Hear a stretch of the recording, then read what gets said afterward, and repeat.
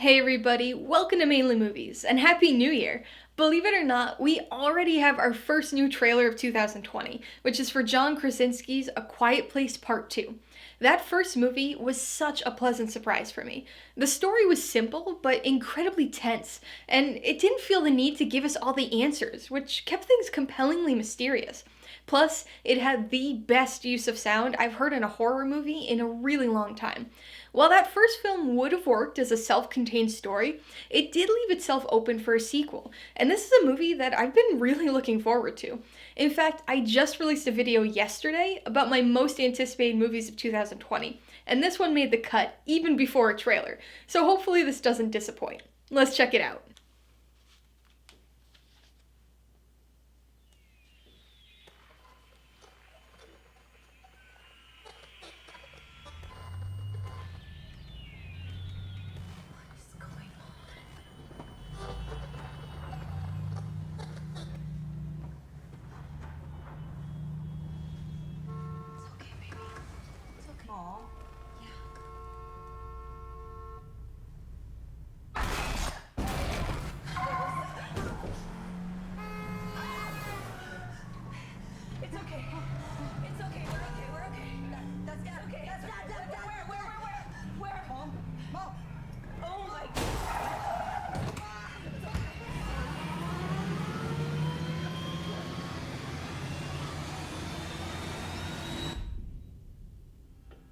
It's pretty intense.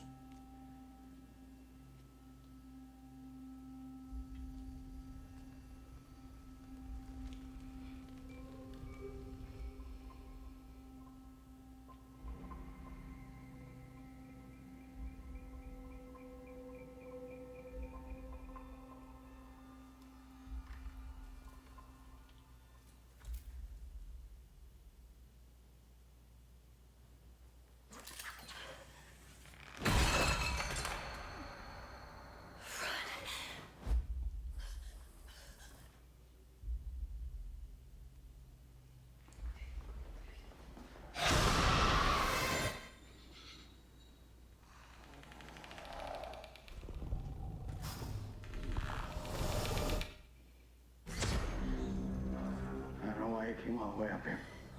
There's nothing left. Please. There are people out there worth saving.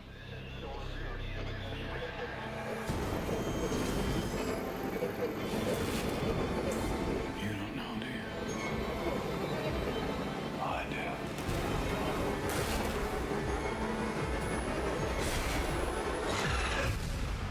The people that are left, they're not the kind of people worth saving.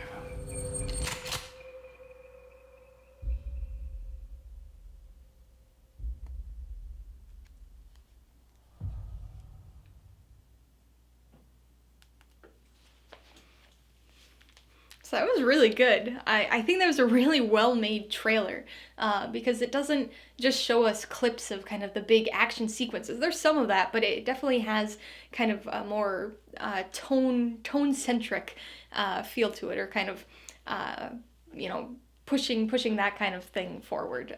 So I think this looks very good, but definitely a bit different than what I was anticipating.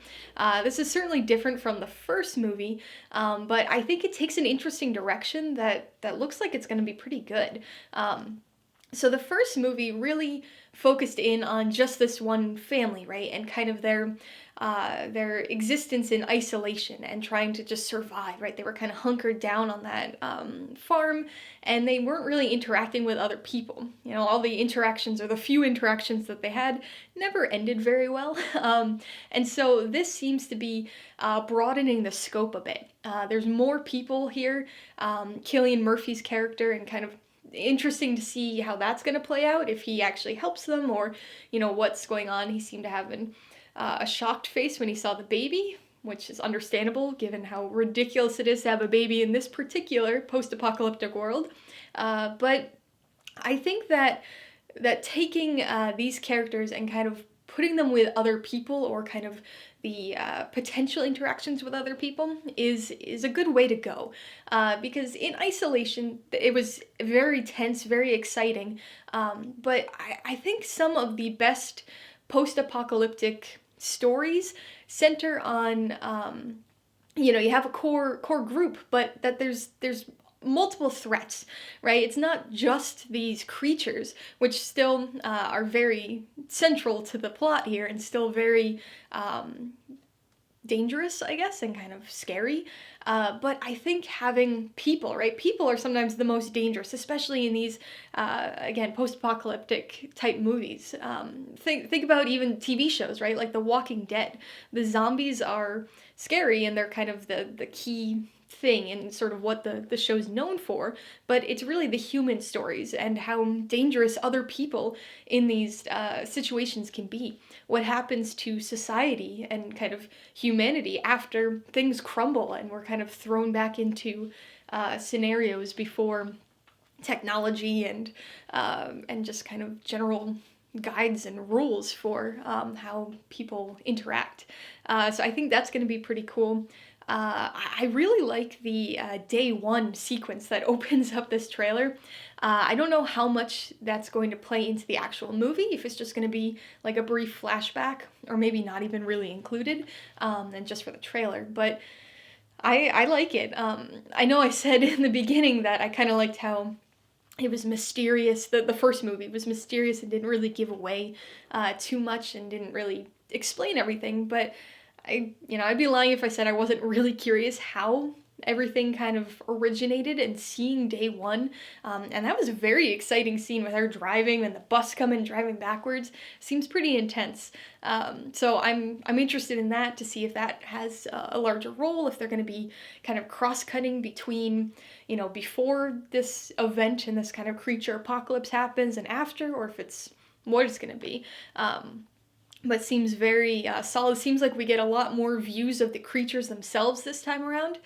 They were kind of hidden from us until kind of the third act of the first movie. But just in this trailer, right, we see them probably like 4 or 5 times. So this looks good. I'm happy with it. Again, different from what I expected it to be, but not in a bad way. I think this is going to take the story in an interesting direction and kind of expand upon what we saw in the first movie.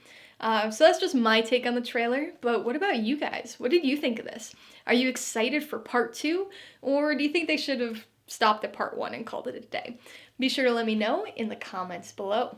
Alright, so if you got some enjoyment or insight out of this reaction, I'd appreciate it if you'd hit that like button. And if you haven't done so already, please hit subscribe while you're at it to see more videos like this, as well as movie reviews. Till next time, this has been Alyssa with Mainly Movies. The way life should be.